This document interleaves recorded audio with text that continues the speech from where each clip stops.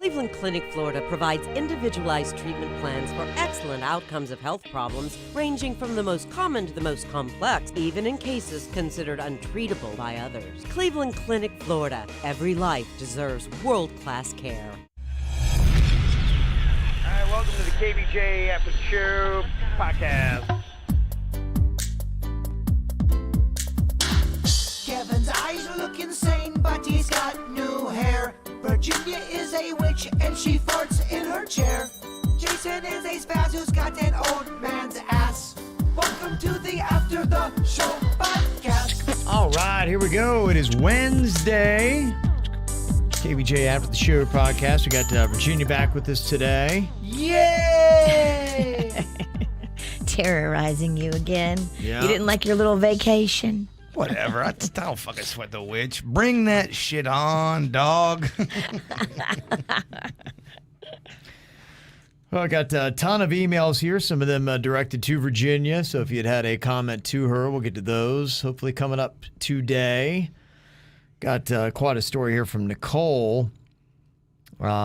She was talking a little bit about the condo board president there, the Champlain South Tower. Oh, does she have inside information?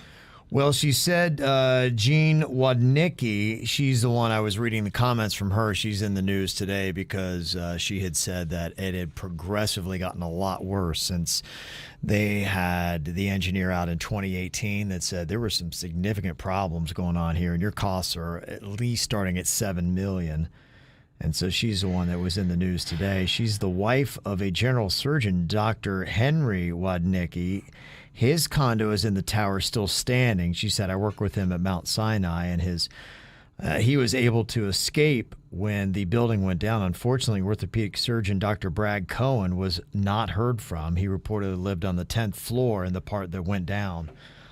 In the South Tower. He was very nice, easy to work with, kind of a gentle giant. It's just hard to believe that somebody you know can be gone in a second. Wow. You never know. And that's it with this whole thing. I think it's still kind of surreal. I don't think it's hit a lot of people. Even, people who were saying that they were into that. One woman today, we played her audio, the story where she woke up, saw the walls starting to crack, and then just ran for it and just got out in the nick of time.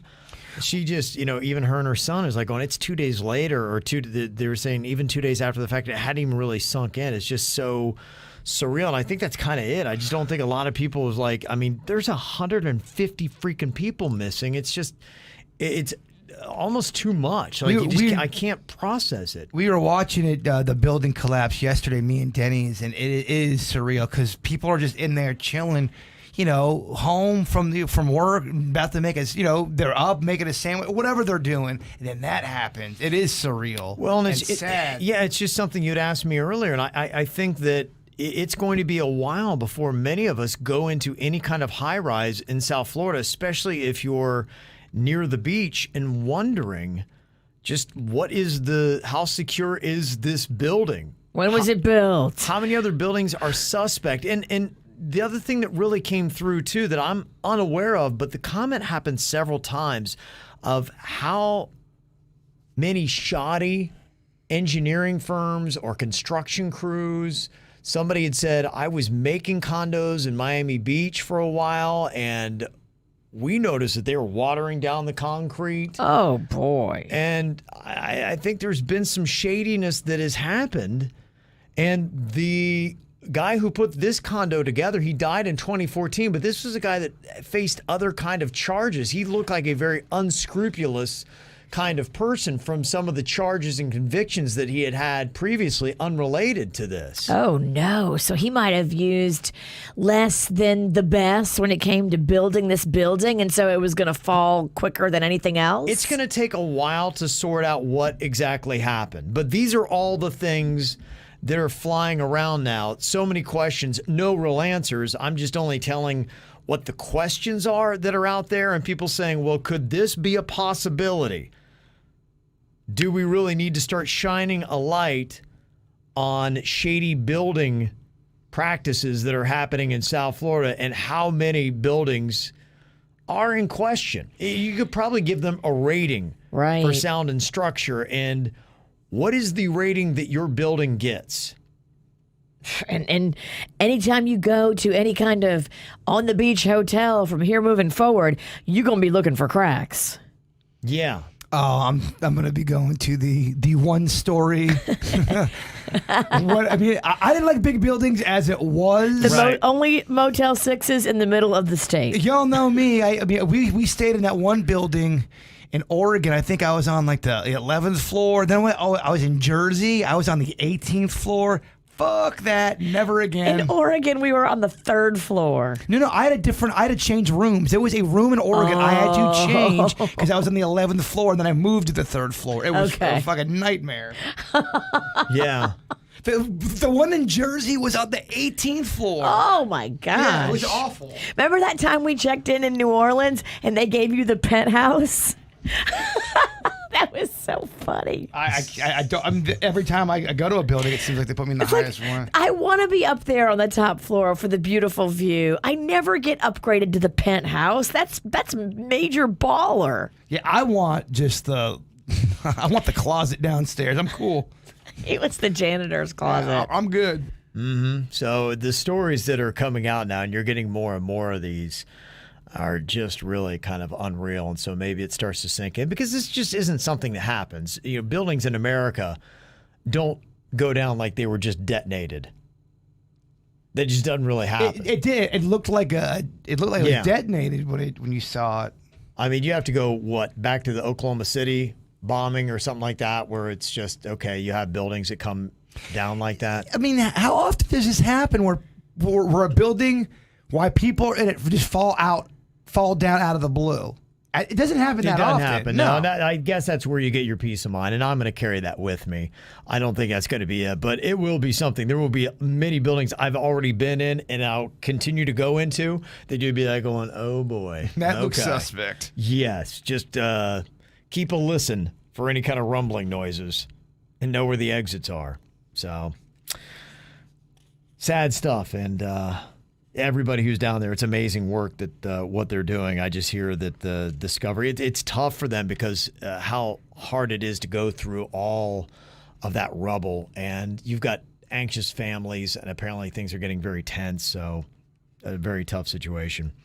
Got an email here that said, I was listening to the Tuesday replay on YouTube about the married couple asking about splitting the cleaning duties, and I've got a friend whose husband lost his job at the beginning of the year when she was 6 months pregnant. He's been having a hard time finding a new job. She works 40 hours a week, cleans the entire house, cooks dinner, takes care of their 4 dogs, all while he sits on his ass and plays video games or sleeps all day. I would whip his ass. She just had the baby 3 weeks ago, and the first week he did help with the baby, but is now back to sleeping in, playing video games all day when he isn't doing school, which is only 3 hours a day. She's talked to him over and over again about helping her out, but hasn't done anything to change his ways. He just tells her how depressed he is from not being able to support his family. I feel he's using this as a crutch and is taking her for granted. What can she do to get him to help her so she doesn't get resentful? She's already resentful. Thanks in advance. I love the show. You guys rock. Yeah, this is, one of those situations, and here we are. I know a lot of people might lean on health and mental health and those kind of issues.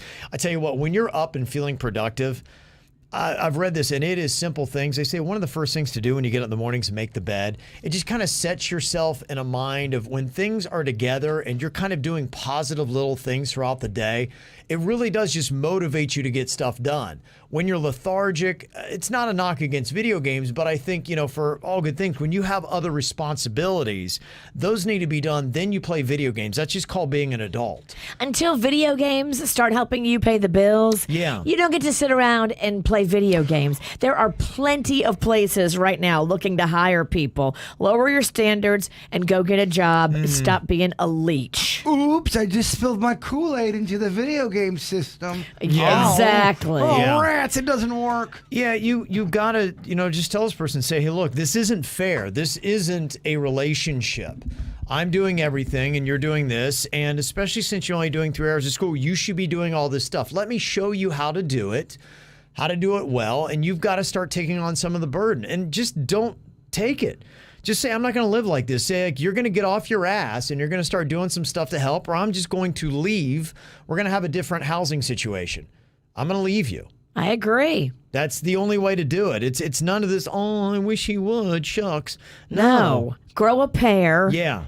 And tell him how it is. We all contribute around here, and no one gets to sit around. I would feel so embarrassed and insecure if I was not out actively looking for a job, and I would. Well, even he's got a new baby. Yeah, there's ways to not just sit there and play video games. There's other things you can be doing. You've got to pick yourself up. I understand it. I went through. I remember way back in California, I had.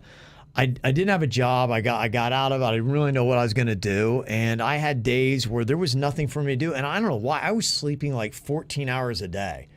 Just sleeping. I don't know what the hell was going on. But sometimes when you're kind of directionless and there's depression there too. Yeah. Depression will make you sleep. I think I was going through the depression and sleeping. But, you've got to say, I got to find a purpose to my day.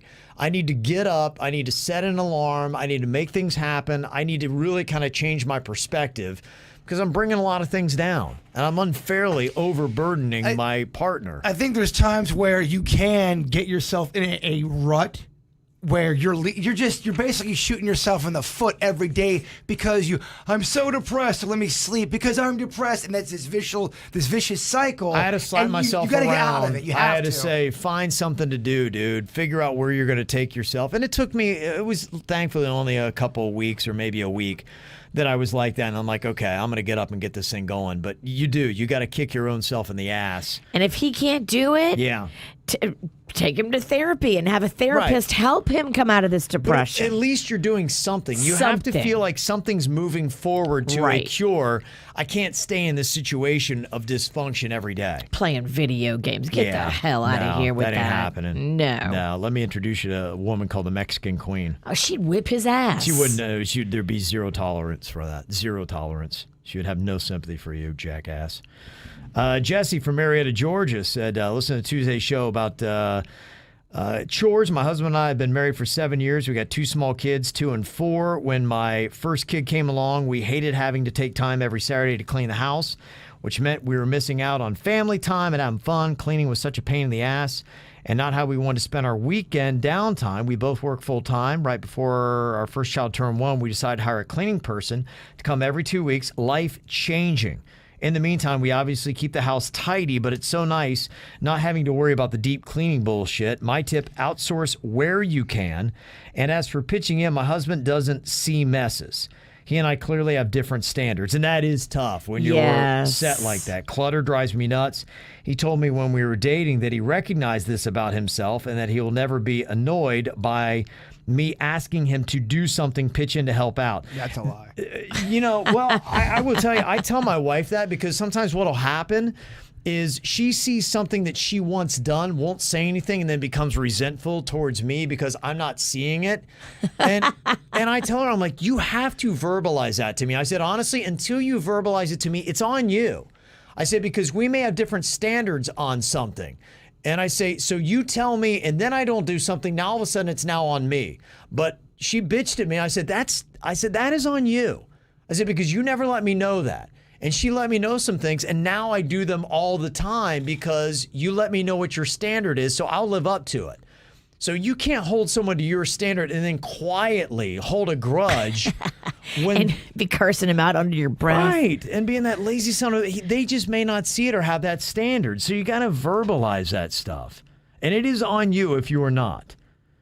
What gets me is when I asked him and he forgets. I know he legit forgets sometimes, but when that happens, instead of hanging on to it and resenting him, I explain that helping with these seemingly small things is a big help to me. He gets it. He's usually apologetic and tries to make up for it. So yeah, sometimes they still need a gentle nudge, a reminder.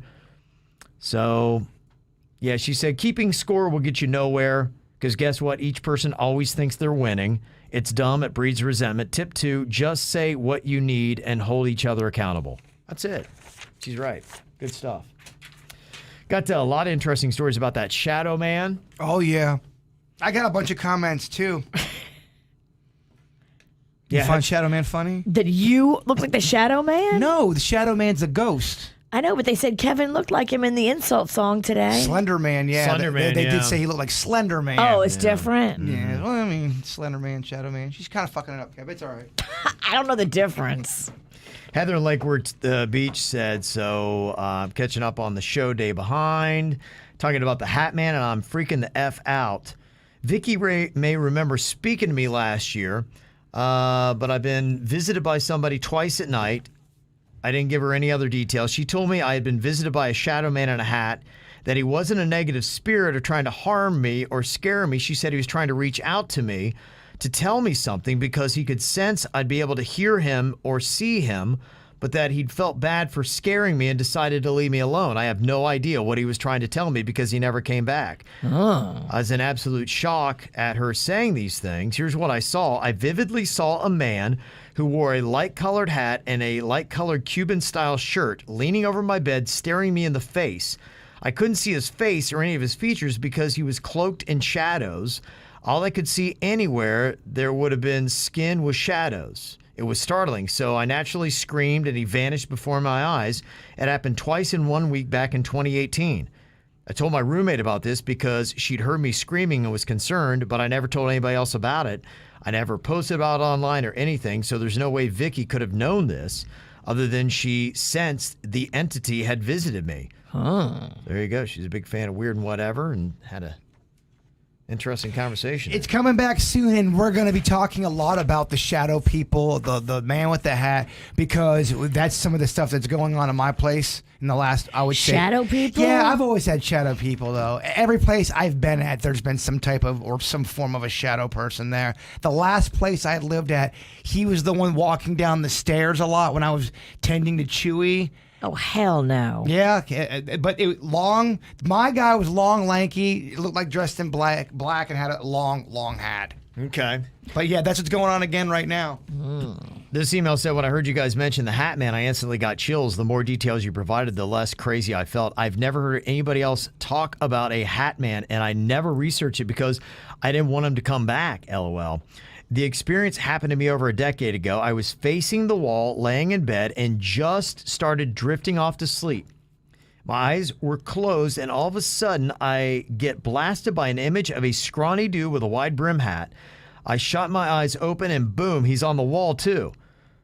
The thing was horrifying. I felt frozen and had no idea what the hell I was staring at. Of course, I freaked out and screamed. My boyfriend at the time was in bed next to me, and I was asking, did you see it? Did you see it? And he says, calmly yet frozen with fear, did he have a hat on?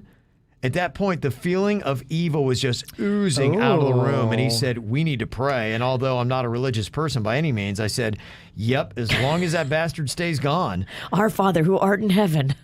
Yes, I never saw Hat Man again, but it was bizarre that I saw him with my eyes closed, then open. Whoa. Now, my boyfriend saw him too. If I close my eyes, I can still see the image on the wall from that day. This is all great stuff.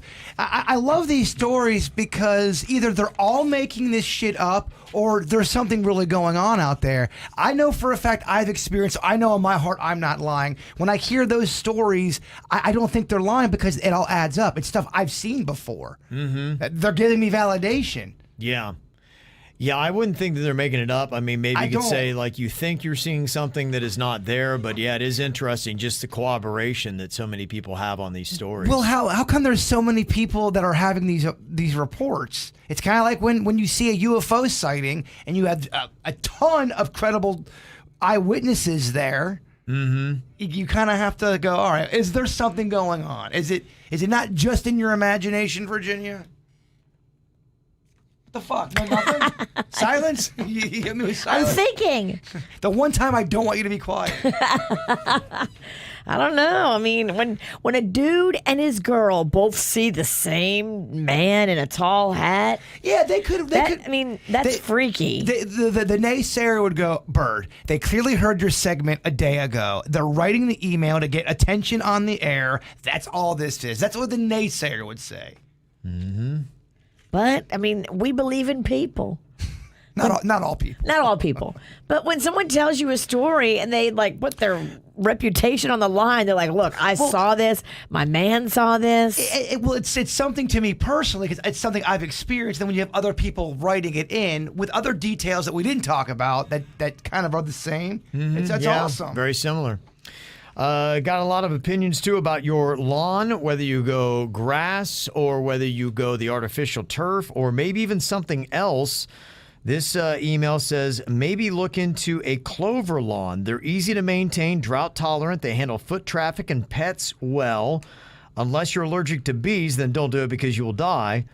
But maybe check that out, a clover lawn. I'm excited because when I go home today, my lawn's supposed to be all done, manicured. I got the first time I did my lawn stuff. Ooh. So I want to get all that all taken care of. Then we got to start talking about an irrigation system. Front and back or just the back? Front and back. Oh, yeah. Wow. They're going to do all the weeds and everything? All of it, yeah. Nice. Yeah. Okay. So this is my little trial run with these. The new company. Yeah. Okay. Exciting stuff. Got also some emails for Virginia and Magnolia with the car. I know that you'd had a distraction over the last couple of days, Virginia. Has that picked up any momentum? Where does it stand with Magnolia getting her car? And you'd even said today that where she'd wanted to work, they want people who are going to be there during the school year as well. And so she might not do that. So if she's not working, how will she get the money for the car insurance you're talking about? Yeah, that's a great question. She needs to have a job. I told her that she should put out flyers in the neighborhood and offer to babysit. Okay. Because she's good with kids. What would be her hourly rate? What's a good hourly rate? You're a 16-year-old kid. What can you charge? I think they make like $10 to $20 an hour now, depending on how many kids. 10 and 20 is different. Would Mags go 20? Well, it depends on how many kids.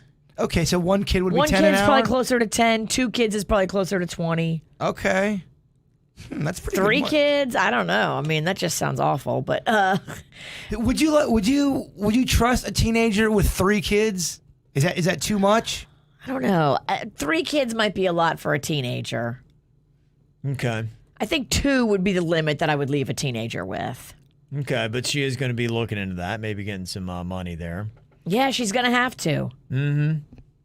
Now, on the car insurance, somebody said, my son is 16, just got a car, 2013 Nissan Rogue, no lien or payments on the car, so he has the $1,000 deductible to keep the costs down, and adding his car and him to my insurance, Progressive, is costing him $1,080 every 6 months, so $180 a month. Not bad. Yeah.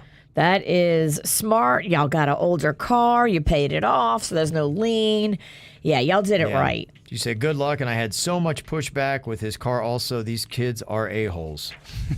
Yeah, they're so snobby about this car, but yet they have no freaking job. I can't imagine being such a diva with no income. Why can't Mags go back to Publix? Not feeling it? I think she wants to make more. And I don't know if Publix would take her back because Mags quit at the beginning of COVID.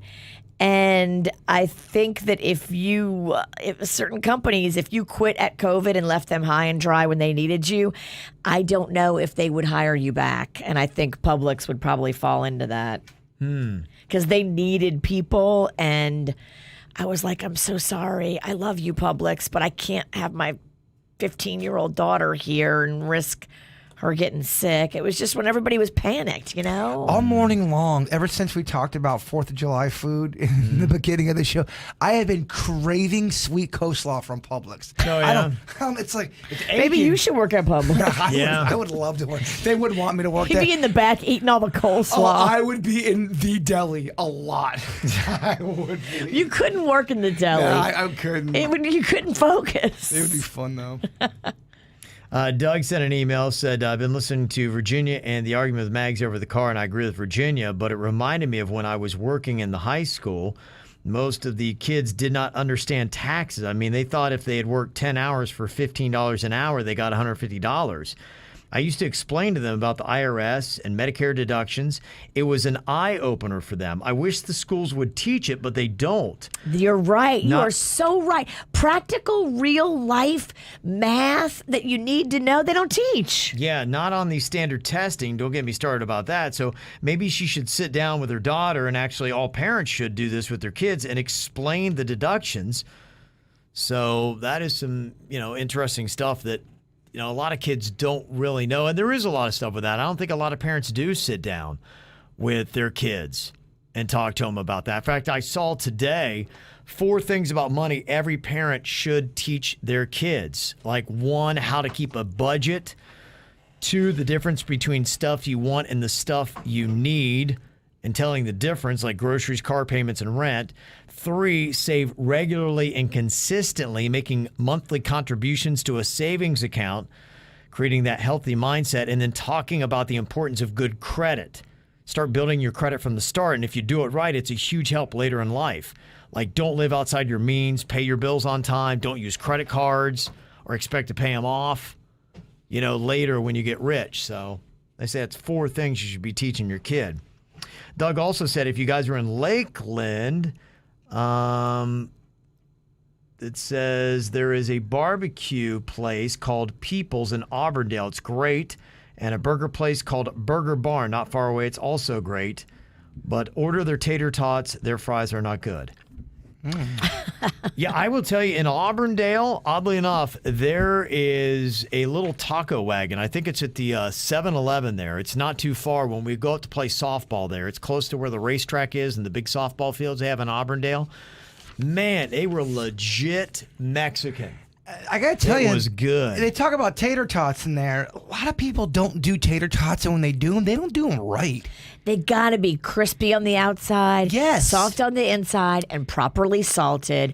Don't come with some under-seasoned tot. Not only that, I feel like some of them, and you know me, man, I like a little greasy, I like a little wet. She likes it wet. But I don't like it so much to the point where it's so oily, you can't even taste the potato. It should be crispy brown and not wet on the outside. Much like the grilled cheese, the tater tot is not done the proper way with a lot of people, Virginia. He's right.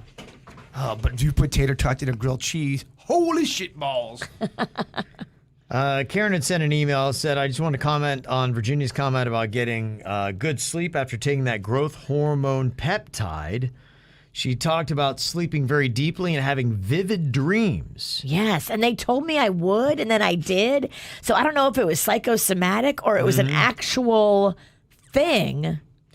She said that dreaming is actually a sign of not sleeping deeply.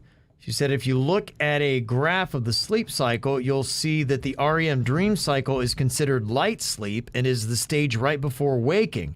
True deep sleep, which is the sleep your body needs the most, has no dreaming at all.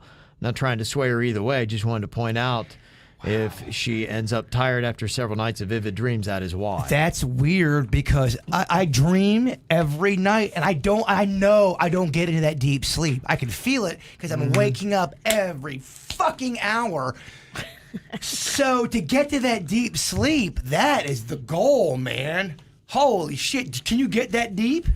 I mean, I got some deep sleep that first night that I took the peptide. But after that, I had one night that I was drinking and took the peptide. And then I had another night that I was drinking and took the peptide. And then I haven't taken it since because I went out of town and it's got to be refrigerated. So I didn't want to travel with it. And then I forgot to take it last night when I came home at the wee hours. So I'll take it tonight, and maybe tonight I'll be able to give you a clear picture, but I haven't really had a fair run of the peptide. Okay. Yeah, so I guess we'll keep an eye on that. Oh, definitely. As soon as I have some logical results that make sense, and I really can tell you I feel like a difference, and I have days and days of feeling like a difference, I want you to know about it.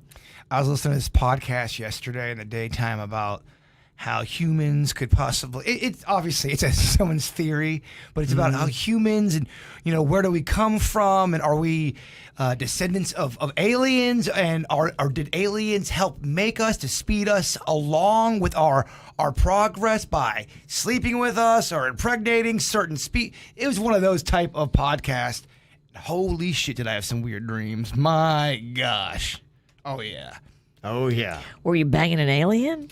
No, in my dream, I was not banging an alien. No, man, but it was definitely some kind of scientific experiment where you were in some type of warehouse. There were all these white tanks with water in there, with these cords coming in there, and there's people like that are just kind of floating in the tanks, but they were also half alien, half person. Are they alive? Well, this was in my dream, but yeah, it's just a theory. I know it's not real. Well, some people think we do come from aliens. That's a growing movement. Interesting.